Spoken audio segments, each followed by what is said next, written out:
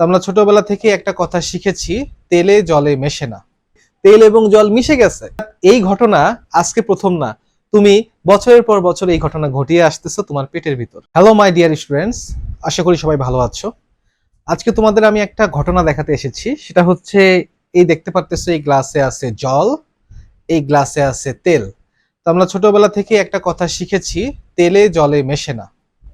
তো তেলে জলে না মিশলে আমাদের কি সমস্যা আছে? হ্যাঁ, আমাদের বড় ধরনের সমস্যা আছে, আমাদের পেটের সমস্যা আছে। তো দেখো, আমি আগে দেখাই, অনেকে হয়তো জানো না যে তেলে জলে আসলেই মিশে না। শুনে এসেছি শুধু বাংলা সেকেন্ড পেপারে, আজকে ডেমনস্ট্রেশন দেখো। দেখো এই যে আমি পানির মধ্যে মাস্টার্ড অয়েল দিলাম, সরিষার তেল, দেখো মিশলো না কিন্তু। ওয়াটার নিচে চলে গেল আর আমার মাস্টার্ড অয়েল কিন্তু উপরে ভেসে উঠলো। হ্যাঁ দেখো, আরো দিচ্ছি, দেখো মিশছে না কিন্তু। তার মানে দেখো তেলে জলে কিন্তু মেশে না। এখন আমরা যে ফুডগুলো কনজিউম করি তার বড় একটা অংশ জুড়ে কিন্তু থাকে এই লিপিড, অর্থাৎ তোমার অয়েল লাইক বিভিন্ন ফুড কিন্তু আমরা কনজিউম করি।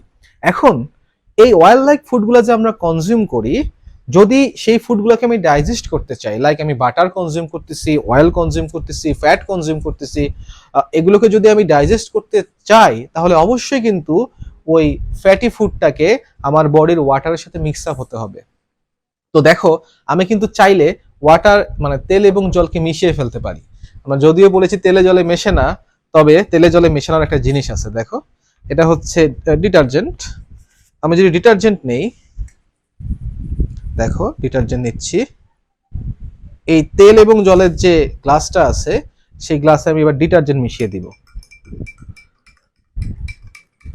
দেখো, তেল এবং জলের গ্লাসে যখন আমি ডিটারজেন্ট দিলাম, ডিটারজেন্ট থাকার ফলে কিন্তু কি হয়েছে, দেখো ম্যাজিক্যালি তেল এবং জল মিশে গেছে। আমরা যে ছোটবেলা থেকে শিখেছি তেলে জলে মেশে না, তেলে জলে মেশে না, তেলে জলে ভাই মেশে, দরকার হচ্ছে ডিটারজেন্টের। এই যেমন আমাদের আজকের এই ঘটনায় তেল এবং জলকে ডিটারজেন্ট মিশিয়ে দিল, আমাদের পেটের ভিতরেও পিত্ত বা বাইল বলতে একটা জুস আছে, সেই জুসটা তেল এবং জলকে মিশিয়ে দেয়।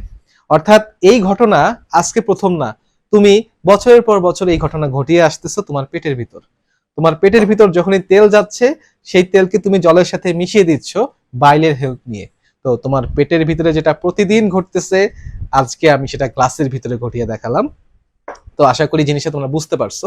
তো এই যে তেল এবং জল মিশে গেল এই ডিটারজেন্ট, সরি বাইল জুস, তাই না? আমাদের পেটের ভিতরে এটা হয়ে যায় বাইল জুস। বাইল জুসের সাহায্যে, এই বাইল জুস আমাদের কিভাবে আমাদের ডাইজেশন এবং অ্যাবজর্পশনে হেল্প করে, বাইল জুস না থাকলে কি হতো, এই ব্যাপারগুলোতে যদি ভালো কনসেপশন পেতে চাও, তাহলে অবশ্যই কিন্তু আমাদের ডাইজেশন অ্যান্ড অ্যাবজর্পশন চ্যাপ্টারের ক্লাসগুলো করতে হবে। এবং সেই ক্লাসগুলো করার মাধ্যমে তুমি পুরো অধ্যায় সম্পর্কে খুব ভালো একটা কনসেপ্ট পাবা।